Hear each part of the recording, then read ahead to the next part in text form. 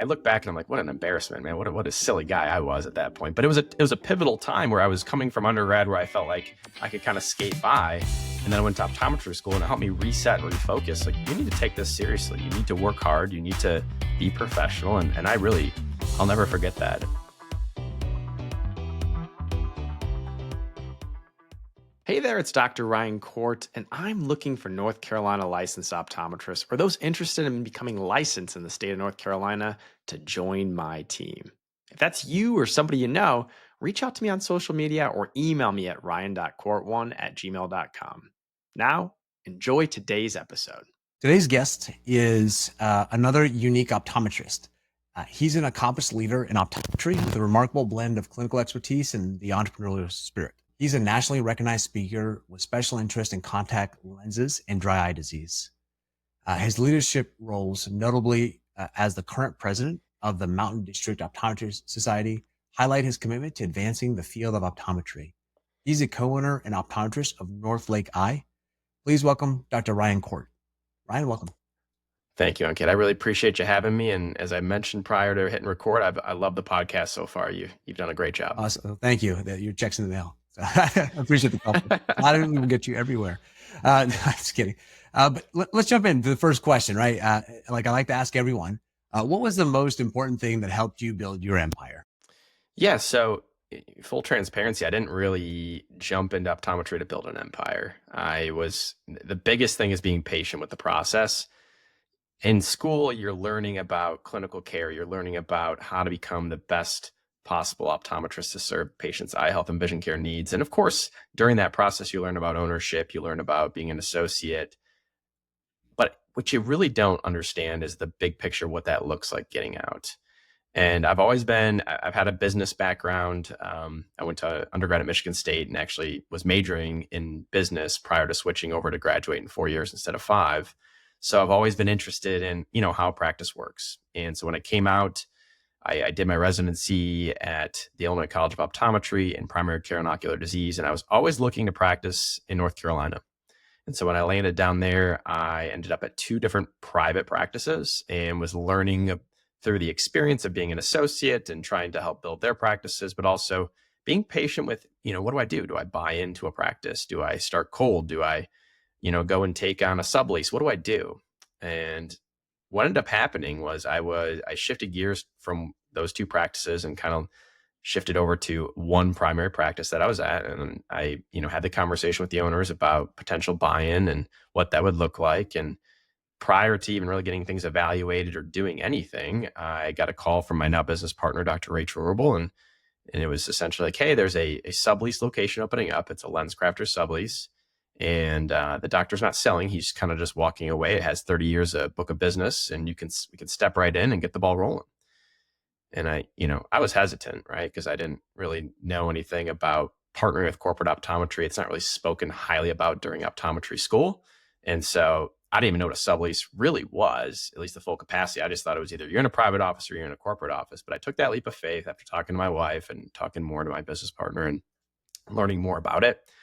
And so I think through that patience, an opportunity opened up where I didn't have to dive into a large loan right off the front end to go ahead and set up a private office. Yes, is it different? Do we have to abide by the contract and the rules of, the sublease? Of course. But, every way that you can practice in optometry has a unique challenge in regards to whether you're going totally private, whether you're an employee, whether you're a sublease owner, whatever it may be. And so that patience has really paid off. So if you distilled it down to one thesis statement, like, hey, this is the one thing I think was most important, helped me grow my empire, what would you say in all that? I have a hunch what you might say, but I want to hear it from your words. Yeah, patience with the process, being flexible with how life kind of turns in every different part of the journey, and then being resilient during times of challenge. I know that's a run-on sentence, but I do feel that it kind of does wrap it all together. It's patience is one thing, but you also have to be flexible and you need to be resilient because we're all going to run into challenges. And it sounds like if I can make an analogy, if I had to narrow it down to one analogy, one thing, it sounds like you're understanding the currents and the winds and riding them at the right times, the right moments, which sometimes requires patience, sometimes requires action, maybe it does. I don't want to put words in your mouth, but it sounds like that's a metaphor that you're trying to describe. Is that inaccurate to say, or is that about right? Ankit, you nailed it. And I will say a lot of doctors out there, they want to force something because they're ready. Like in their mind, they're like, I want to own a practice. Great. What does the process look like to do so? Are you putting together the right steps to get yourself educated on even some of the basics, right? If you're in a clinic right now and you're an associate doctor, ask how to learn more about billing and coding or managing people or, all of the different facets that goes into running an office. And as you build out your comfort level, opportunities will present themselves when you plant the right seeds and you're patient with the process. Build a network. So give me an example of where the patience paid off for you in growing your businesses. Yeah, so give me like one or two examples where you felt like, you know Sure. what, if I hadn't been patient, this wouldn't have been there for me. Well, if I wasn't patient, I would have either opened cold right away, and I just kind of was hesitant because I didn't feel like I had the tools available to do so. And there's a lot of great companies out there now that help you do so. But when I graduated, I feel like the options were limited, or at least ones that I were comfortable with. And then buying into a practice, I don't recommend anybody ever buys into a practice immediately after starting there. You got to get to know who are these people you're going into business with, unless Yeah. you're buying them out, and that has to be, evaluated. So I think patience with myself, with my comfort level of what I wanted to do, and learning more about that part of the process. And then once I was patient and getting into this, relationship with lens crafters and having a sublease, I didn't try to force a second location. There was a doctor locally that was looking to kind of transition over a very viable location in a great space. And then so we acquired that one, and then a couple of years went by, and there was two doctors that were walking away from a 2 location sublease set up in Asheville, and I relocated for that. So it was really stressful. It was a huge leap of faith. I don't recommend it to people, but I also can tell you sometimes you got to jump into the fire and learn from those experiences. And one of the things I like to get to is when do you think being patient didn't serve you in your business? Because it's not always like there's a thing called overuse of strengths, Yeah. and I tend to do that sometimes with some of my strengths. But I'm curious, has being too patient not been great for you? Yeah, sometimes your patience, maybe with like team members, right, and their development, and you're trying to give them the opportunity to be successful in the clinic, to operate at a high level, and you see that diamond in the rough. Maybe if you hired someone, you're like, I don't know if this person's going to work out based on your initial few weeks or months of experience. Sometimes you got to pull the plug. Sometimes you got to really identify, all right, I've been patient enough. I don't see this working out. And so I would say in some of my early staffing challenges, I like to be understandable of people's weaknesses and try to amplify their strengths and be patient with their development. But sometimes you just got to make a call and just say, this is not working out. This person's called out too much, or they've made too many mistakes, or we've had this conversation too many times. It's just not panning out. That's very Peter Drucker of you. That's so I think that's one of his direct quotes, actually. Peter Drucker. For those who don't know, he's a organizational development. One of the folks about management and leadership. He's got great books to read. Highly recommend reading his books as well. But yeah, that's one of the things he says is something. I'm going to butcher this, but something to the effect of leadership is something around accentuating the strengths so that the weaknesses become irrelevant. So it was kind of what you were saying there a little bit, but so I want to build off that a little bit. So it sounds like if we're going back to the metaphor, the analogy of reading the winds and the currents, sounds like, hey, maybe it was too patient and the winds took you a little too far east when you wanted to go a little more west with staff members. How'd you learn from that? Like, what'd you change after that? I think that learning piece might be important for folks to understand. Is like, how'd you figure out when too much was too much time, too much patience with staff? Yeah, probably trial by fire, right? I mean, so I came into optometry school with a little bit more of a unique background. I was actually a recruiter during undergrad. So during the summer, I had a family member who ran an engineering and IT recruiting firm. And so I did a lot of hiring. I did a lot of job listings. I did a lot of interviewing and onboarding. But what I didn't do is actually manage the people once they're in my clinic, right? Because those people went to these large tier one automotive suppliers, and once I got them hired, like good, they're on their way. Like I did my job. I bridged the gap. And so there are times where we had to build out an organizational structure. We had none of that, especially when we scaled the practice. We have, your basic role of an optometric tech and front desk individual. We have an associate office manager role, now an office manager role. We have a practice director that oversees everything. And then, of course, everybody kind of funnels up and feeds up to us. And trying to iron out those roles, trying to iron out how they need to be paid, how they need to be bonused, how they need to be motivated, how they need to be at times reprimanded, right? Like, providing feedback and essentially writing them up. And if it's not working out. So the patience with that process has been a trial by fire learning curve. Nobody is built, at least the very few optometrists come into practice and know how to manage people. And so it's been kind of a step-by-step process. I will say that we've had our wins and our losses. We've hired people that were a nightmare to get rid of, and we've hired people that maybe we wouldn't have hired, and they turned out to be incredible. And the biggest challenge, obviously, is the rising cost of just managing a team at scale. It's not going down, as you run a virtual assistant, company, and so what people call you with and are frustrated about, like the cost of my labor to do X, Y, or Z has gotten astronomical, and the reimbursements we're seeing with certain vision care plans or what we do in my clinic, even if we're specializing, it doesn't always meet what we need, and so that's a challenge, right? That's a huge challenge. How are you dealing with that right now? Any tricks or tips that you can share? Yeah, so we do have some virtual team members, and so they help out with, essentially, once patients are scheduled, they go through, we have an online appointment book, and they'll take a look at all the demographic information. They can pull in for insurance. They can verify those things. They can help with posting. We've trained them on all of those things. So, back end filing, and it's helped a lot, but it took a lot to get to that point. And I think we made that jump post-COVID, where we're just like, I'm seeing a lot of conversations on social media, and also just talking with our peers within the eye care community, that hiring virtual assistants is a very viable way to bridge the gap, right? To help your team members that are in person be more present with the patients that show up to the office, and let some of these administrative tasks be delegated out to people you trust that you essentially hire on third party. Nice. Yeah, I think we've come to a similar solution too. So we try to be that partner for folks. Yeah, it's hard to do. It's not. We found that it's hard to. You already have the challenges of managing people who are in your face in the office every day. You can see what they're doing. Now in the remote, there's a whole other dynamic there that you have to deal with. So, and if you don't mind me asking, because your wife has a practice, right? Was the two practices, right? Was the development of your new company, or it's been around for a bit, but right, My Vision Care Team, was that based off of the challenges? You're like, what, I want to help others, and so I'm seeing so many challenges we're facing in our clinic, and there's a huge opportunity there. Is that kind of how that transpired? Well, I'll tell the quick story. Basically, sure. Right before COVID, we had 4 locations, and we wanted. The problem I noticed was that the last patients of the day never got booked, and I was like, this is not right. You should have appointments on this. This is a high valuable time slot. So I said, we need to centralize it and decouple front desk booking from the office. Whoever was working the office can't be in charge of the booking.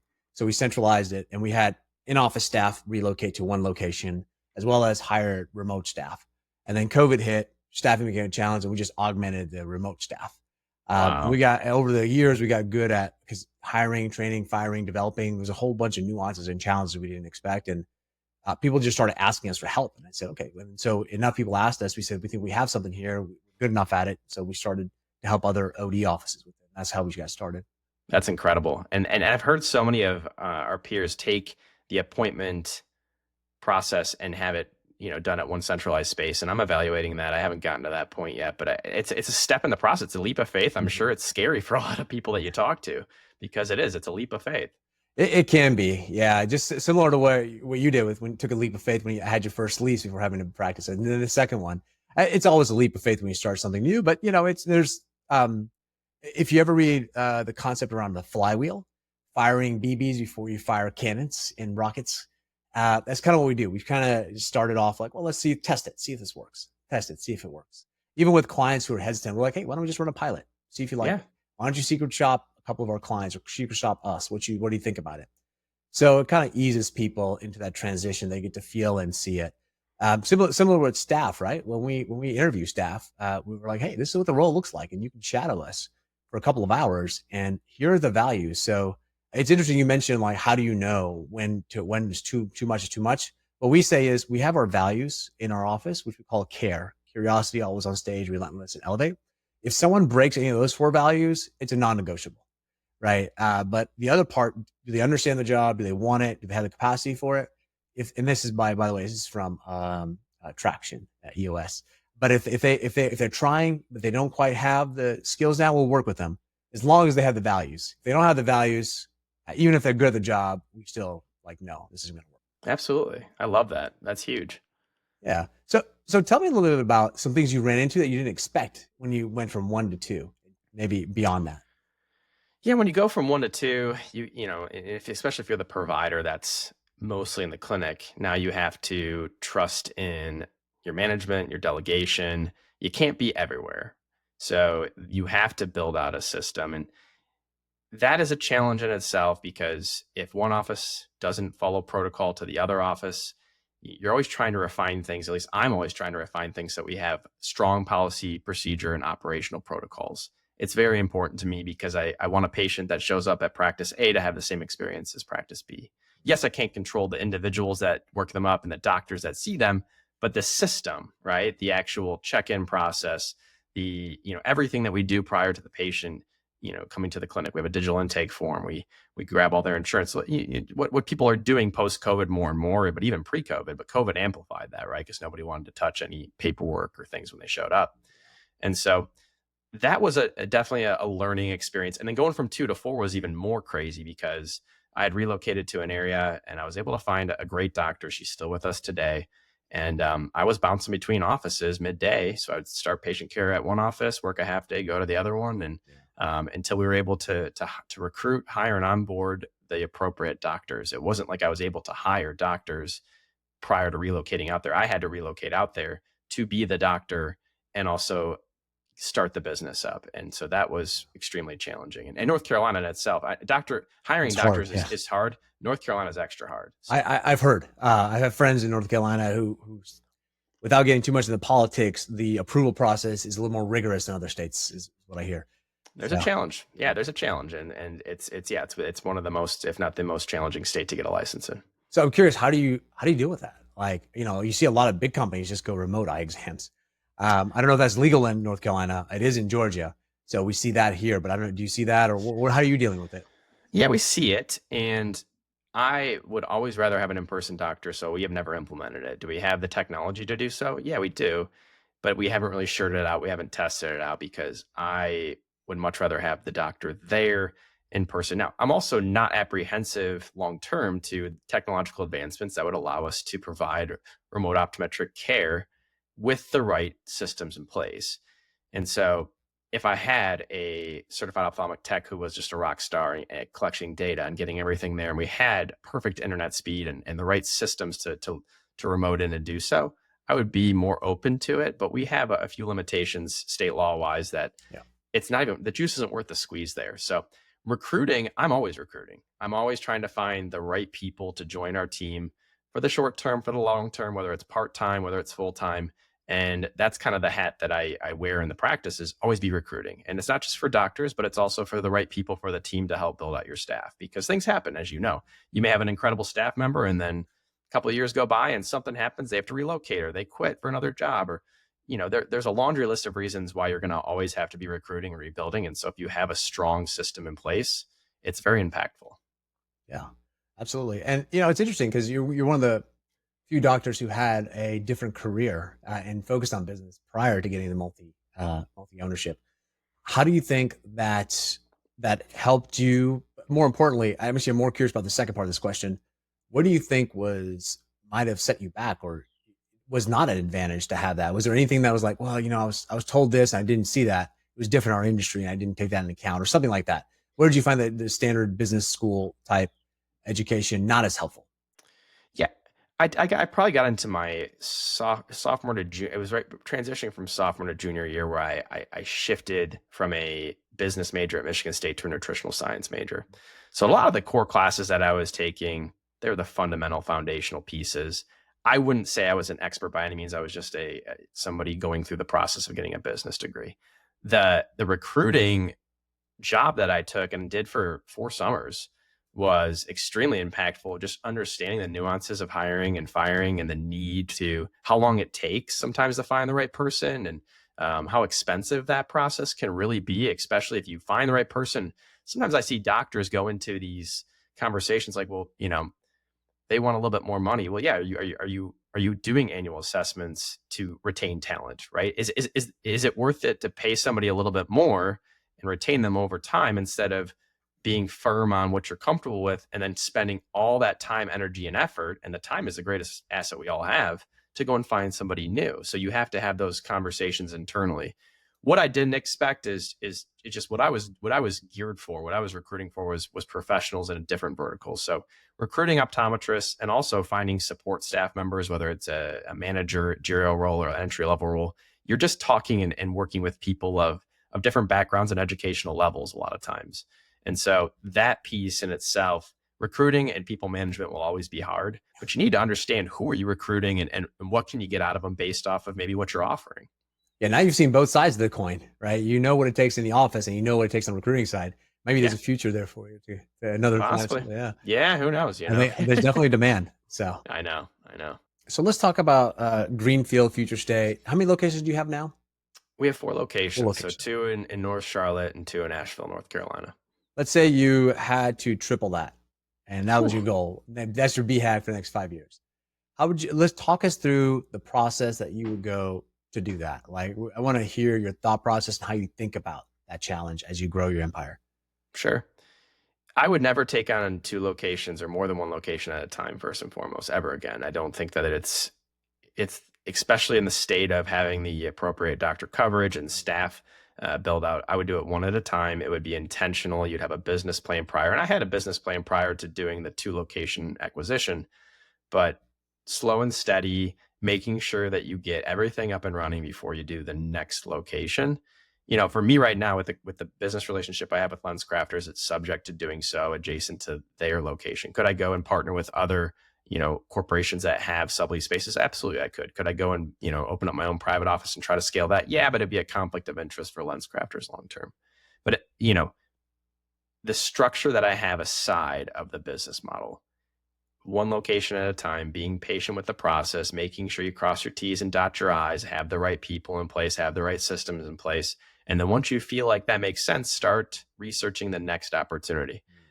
Now, to further address your question, I would never take it from 4 to 12. I think 4 to 12, I want to live a life that is intentional and fulfilling. And I think taking it from 4 to 12 with that kind of coverage, we have 7 days a week coverage, would be very, very challenging unless I built out a massive organizational hierarchy. And at that point, I'm not sure that the stress is really what I would want at that time.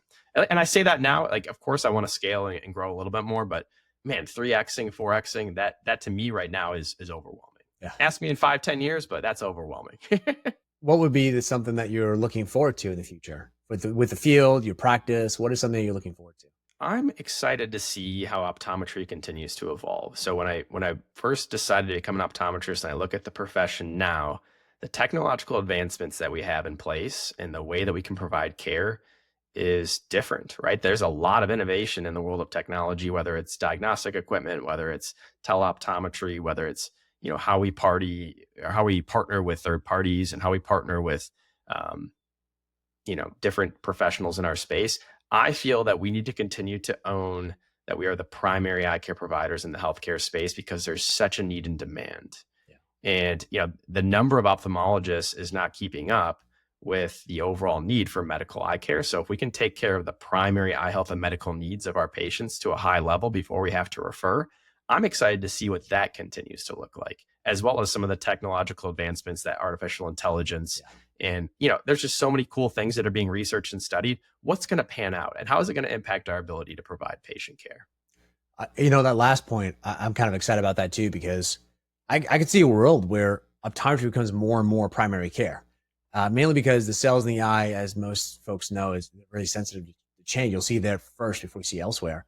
And with AI, people are starting to pick up a lot of diseases way earlier by OCTs, retinal images, just simple imaging scans that they're doing some regression analysis on and figuring out, hey, guess what? This is related to heart disease. And we never knew that before. And so things like that are going to be coming out. So just with a few scans, it'll be kind of interesting to see all the different pieces of information and find out about your health, not just your vision. So I agree with you. That's going to be cool. And I'll be honest, the one of the main reasons I went to optometry is to practice preventative healthcare. I was doing a lot of research on different healthcare fields, and a lot of it's catastrophic. You're putting out a fire that's really too far down. The forest is already burning down, and I didn't like that. And I wanted to be more uplifting and be preventative instead of delivering the news that, hey, like you're gonna lose your life in 5 years, or you're gonna lose X, Y, or Z ability in 5 years unless we change. So those things, to me, that's a really important part of what we do. And if we continue to hone it and own it with all the technological advancements in artificial intelligence, the sky's the limit for optometry. Yeah, it's exciting. Yeah. So uh, let's shift gears a little bit. I'd like to ask, what made you you? And so, Ryan, can you tell me some formative moments in your life that you felt like were really, you know what, this has really made a big impact on my life? Usually it's something visceral. It could be something as young as first grade, or could have been in college, or even last week, right? Who knows? Sure. Can you share a moment or two with us that really helped form you who you are? Yeah. So I am one of four children. I have three older sisters. And so, I was like their baby doll growing up practically. And I had to learn to communicate amongst, my mom and three sisters. My dad was working a lot. So to get a word in. And so just my ability to navigate conversations with people in general, but also, the opposite sex. And now I look at my team of people that we have, and I would say the vast majority of them are females. So being raised in that environment, having a mom and three older sisters, has definitely molded me into the individual that I am to a certain degree, especially from a communication perspective. One of the things that's molded me into my drive in optometry, and I'll never forget this, I went to run for class president first year. Okay. And I was coming out of undergrad. And so I went to undergrad at Michigan State, and then I went to optometry school at Ohio State. And I came out of undergrad with a little bit of swagger, probably some arrogance to myself, and like anybody might out of undergrad. And I did not prepare at all for this speech that I had to give in front of the class. I thought I could kind of wing it. I thought that, quite frankly, my stuff didn't stink, right? I'm like, I'm going to get this, right? And I'll never forget it. My good friend, Lindsay Diefenbacher, she was a classmate that went to optometry school at Ohio State, or so undergrad at Ohio State. And she graduated, she finished in 3 years. So she actually jumped into optometry school, like really ambitious, really charismatic, very sweet. And she delivered this incredible speech. I'm talking knock it out of the park.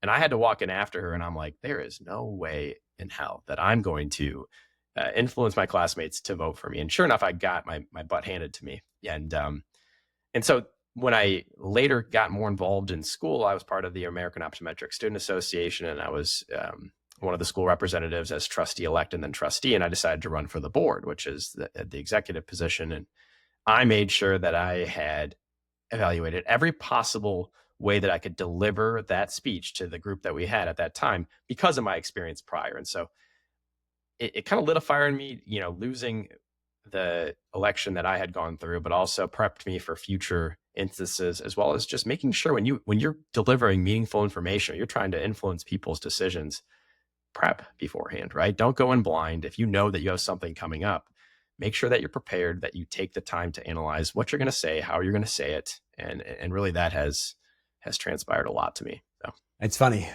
Usually the saying goes, everyone's got a plan until you get punched in the mouth. For you, it's the other way around. You got punched in the mouth. Now you have a plan to go in.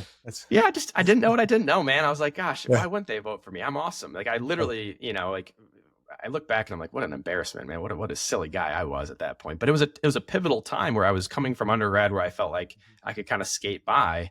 And then I went to optometry school, and it helped me reset and refocus. Like, you need to take this seriously. You need to work hard. You need to be professional. And I'll never forget that. And I was, I'm thankful for it now, and even thankful for it then.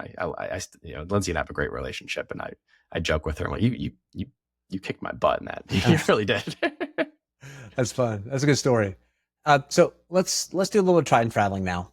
Let's say you can go back in time to 4 days after you graduated OD school. What would you tell your younger self, knowing what you know now? Yeah. So during optometry school, I feel like I was always continuously worrying about the next test, the next practical, the next thing in my education. What am I going to do after I get out? Where am I going to practice? How am I going to practice? And so if I could talk to myself then, I would simply say, don't sweat the small stuff. Don't worry about what you can't control. Be present in the moment. Enjoy every opportunity you have. Of course, have a plan, right? Build habits, build systems, have goals. But I think I had so much anxiety throughout certain parts of optometry school because I was just irrationally worried about not succeeding, not meeting the criteria I need to become an optometrist. And so things will work out in ways that they're meant to work out, right? Things will absolutely work out if you put in the effort and you put in the energy over time. It may not be what you actually planned, but what needs to transpire will transpire. And so if I could just go back and say, don't sweat the small stuff, don't worry about it. You're going to get out of here. You're going to do a great job. Enjoy the process, enjoy the journey. That's what I would say. Nice. I like that. Keep calm, carry on. Keep calm and carry on. There's a lot to worry about in this world. And if you get caught in that rabbit hole, that's not a fun one to be in. No, it's not. So what do you do for fun outside of work? Like what does Ryan do for leave steam or just hang out? I'm curious. What do you do? Yeah, so my wife and I have 2 young children, a 4-year-old, and my daughter turns 7 on Sunday. And I love my kids with all my heart. So, they're my big part of my why is my family. So hanging out with my family. I love sports. I love watching, college football, the NFL, college basketball, and then the NBA when it hits playoff time. So tune into those things. I even kind of nerd out a little bit on like fantasy football, and we have a couple leagues with buddies locally and guys back home. And then, nice. Yeah, I try to stay active. I mean, I grew up playing sports. I enjoy working out. I don't play basketball like I did growing up anymore out of concerns or small fears of like tearing like an ACL or something. Yeah. I've just seen too many, horror stories. I'm in my late 30s now. It's just not worth it. But that's really what I like to do. I like to tune into those things. And that's probably the biggest thing. My wife and I are also foodies. So, nice. I live in Asheville now. Our world's been turned upside down, but we have had historically had a really good food art scene, and it's going to come back. It's going to have a resurgence, but for the time being, that's kind of tapered. Yeah. Hopefully I have a few friends there too. They said it's going to take some time, but it's getting there hopefully. So hopefully all your folks are staying safe. So thank you. Yeah. Everybody's okay. It's just, if you were to ask, because I know some of the prep that we had, if you were to ask like biggest challenge, well, the current biggest challenge is the unknown of certain things that happened. When COVID hit, man, that rocked our entire world. But right now, where the hurricane hit and how it's impacted us, if you drive outside of the hurricane area, it's like life is normal. So it's a really weird position to be in where your life's been turned upside down with how it's impacted your community, some of your team members, practice locations, and how they can operate. And so, just being patient with and understanding with that and controlling what you can control to the best of your ability. Yeah. So the 2 things I got from here is learning to read the currents and the winds and keep calm and carry on. You nailed it. Yeah.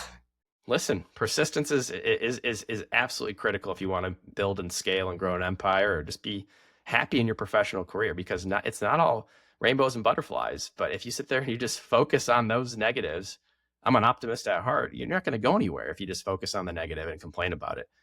You can acknowledge it. You can let your feelings and emotions settle, and then you can turn the page and move forward with your career and your life. Yeah. And to build on the optimism thing, what I've heard is the optimism is the wind in the sails, to stick with the sailing metaphor, and the eye on the ball, or quote unquote negativity, or hey, where the problem is the rudder to steer you in the right direction.